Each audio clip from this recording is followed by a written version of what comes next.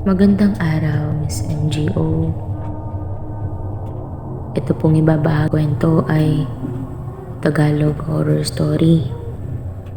Isang gabi, habang pasakay ako ng jeep, napansin kong ang weird ng driver. Natatakot din ako kasi ako na lang ang nag-iisang pasahero. Pagtingin ko sa side mirror, nakita ko walang mata ang driver.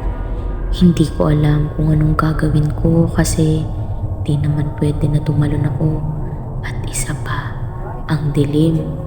Nang biglang huminto ang driver, sobrang kinabahan ako.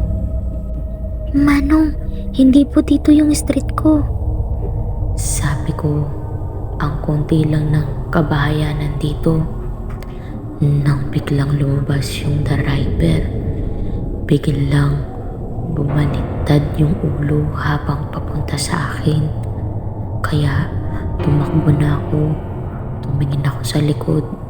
Nakita kong naglalaway ito habang hinahabol ako. Buti na lang at may police station dito at nawala din ang driver.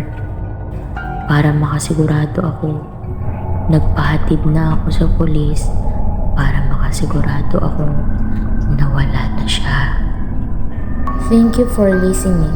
Don't forget to like, share, comment, and subscribe our YouTube channel and visit our FB page.